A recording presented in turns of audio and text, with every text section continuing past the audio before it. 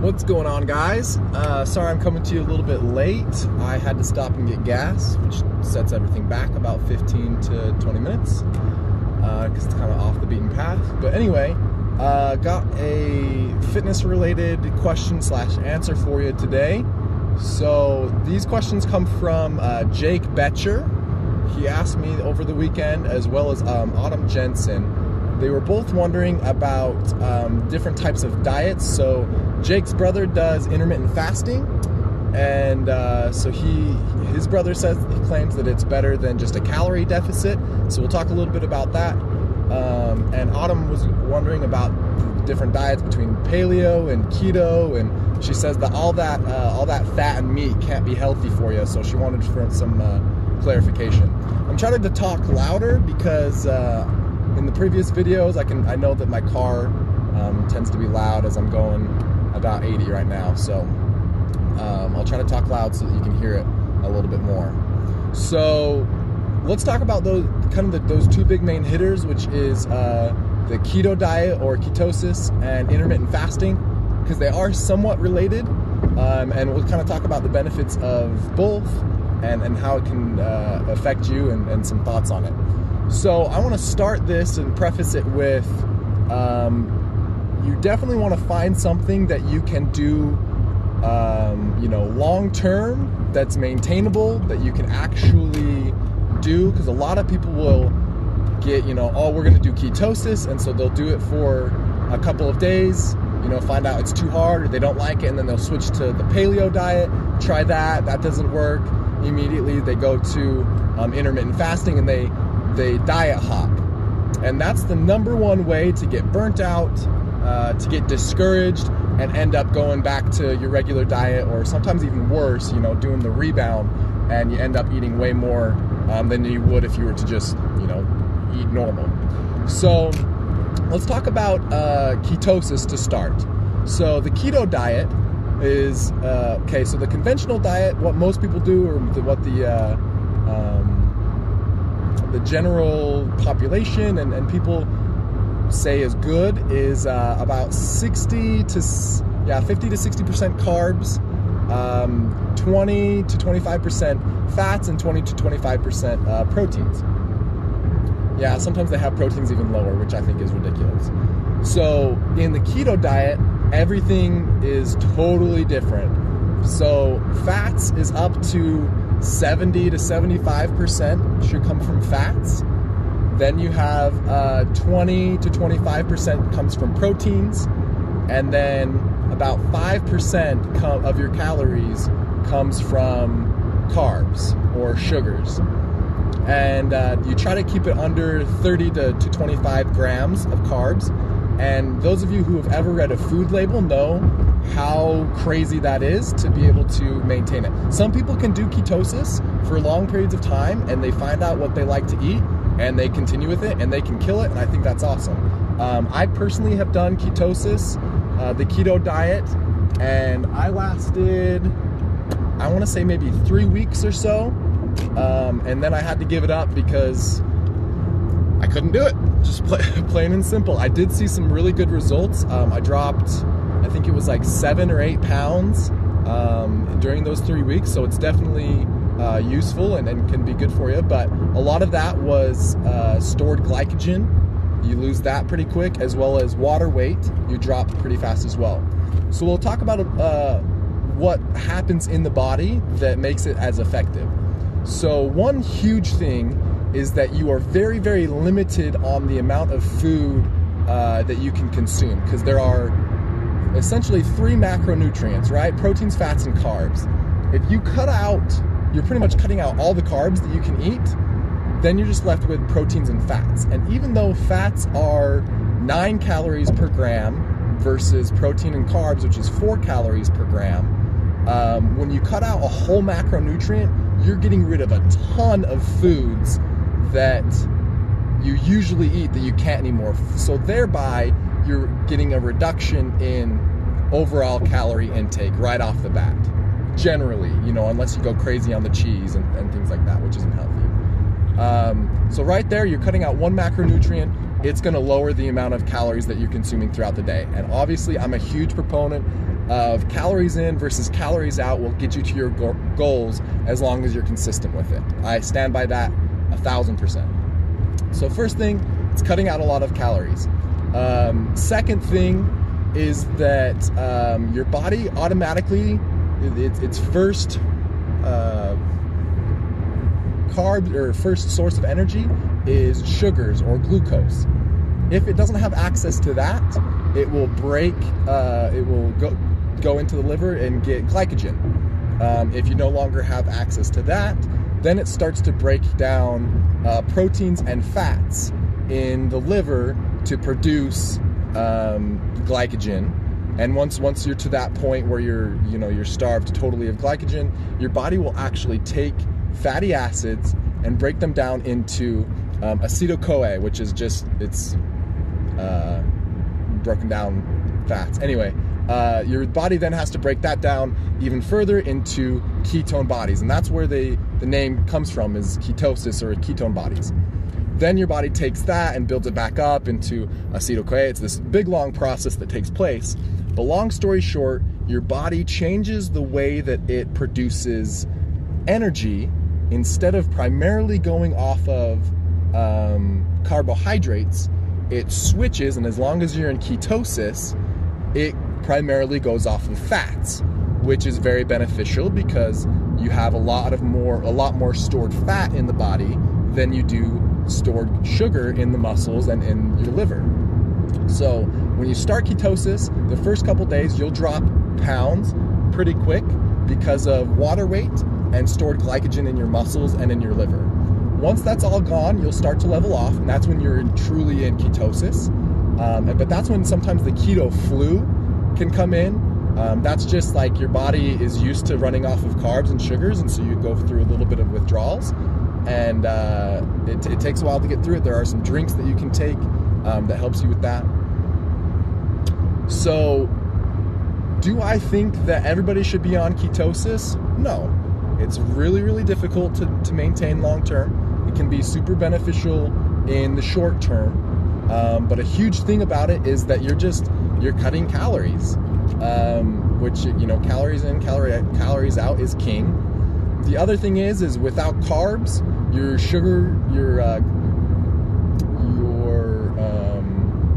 holy cow, I'm blanking on the word. The index, your glucose, your glycogen index, oh my gosh, your blood sugar stays the same. It's not going to be spiking, it's not going to be dropping like that you have with your insulin levels. There we go, thank you. Your insulin levels are going to stay the same, with a little bit of variance when you're consuming fats versus when you consume sugar. It raises and drops and raises and drops, which can trigger fat storage. And so that's another way. But before you try ketosis or before you try those sort of things, just try lowering your overall calorie intake, track it, and go that way. It's going to be a lot easier for you. So I hope I answered your question. You can consume a lot more, meats and fatty foods, but you're going to be missing out on, sugars and carbohydrates in that respect. As well as fruits. You can't have any fruits pretty much when you're doing ketosis. So that's ketosis.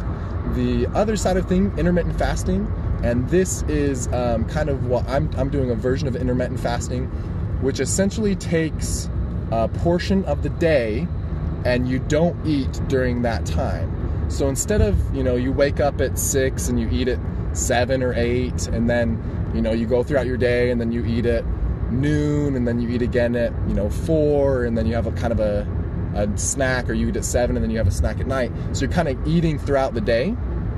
What intermittent fasting is just kind of what it talks about. It's fasting for a longer period of time. So instead of having your window being from, let's say, 8 in the morning until 9 o'clock at night that you're eating, you shorten that and only eat from like maybe noon or 1 o'clock to maybe 7 or 8 o'clock.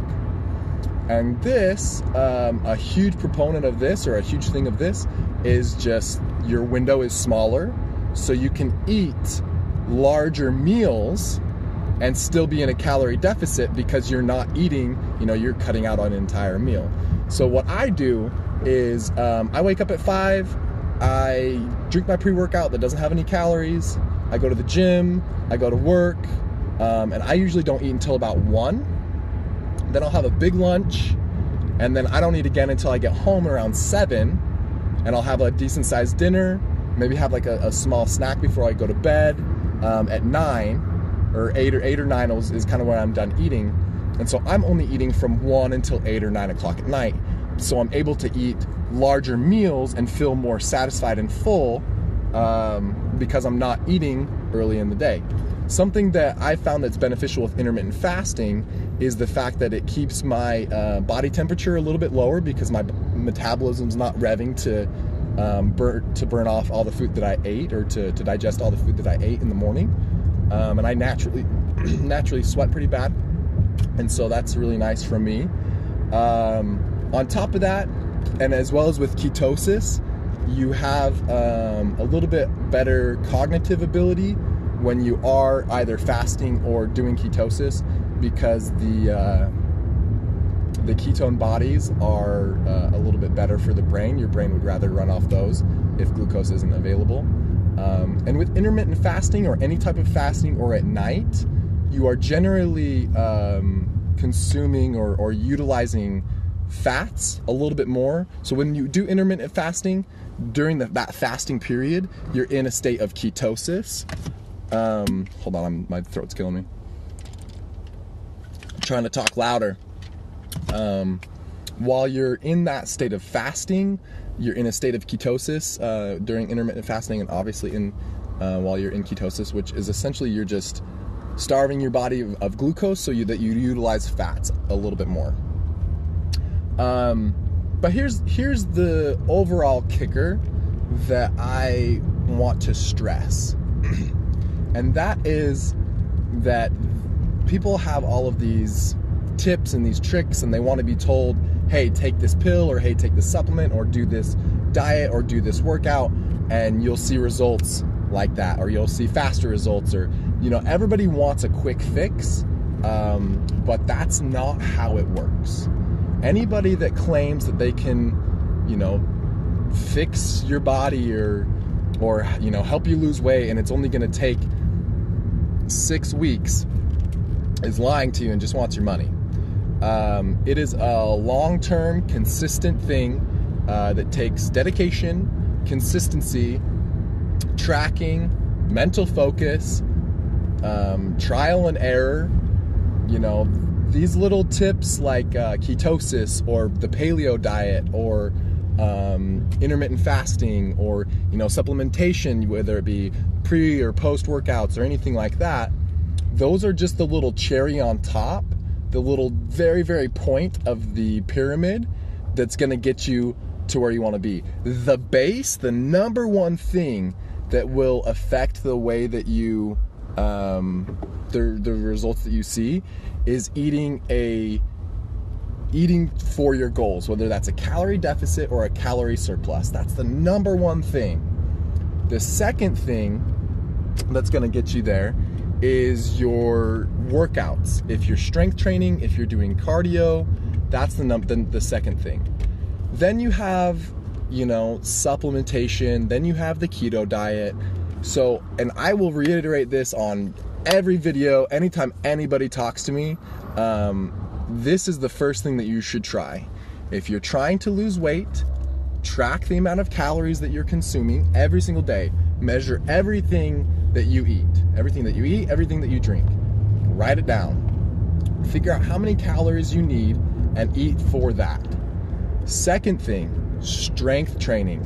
Heavy compound movements, lighter weight accessory work, 3 to 4 times a week. After that, do a little bit of cardio each day, and see where you're at. Do that consistently for 6 weeks to 3 months consistently. Shut your eyes, do your workout, track your progress pictures, all of those great things that I've talked about before. Do all of those.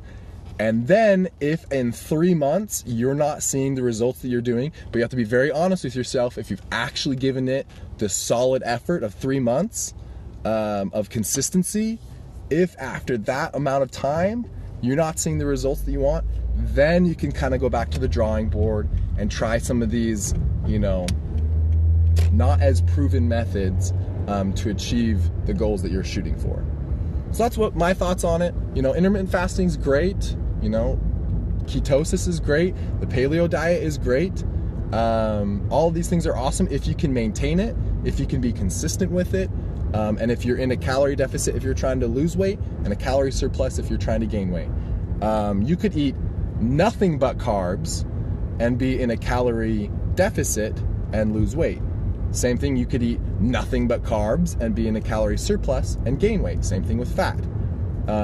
Calories in, calories out, unless you have some sort of Hashimoto's or hormonal imbalance, that's a special case. But 9 times out of 10, you're a regular human being without any of those special case needs that you should talk to a doctor about. But yeah, so those are my thoughts on the matter. I love the questions, guys. Seriously, shoot me a DM if you want me to do a video on them, if you have any questions, and I will check you guys tomorrow. Thanks.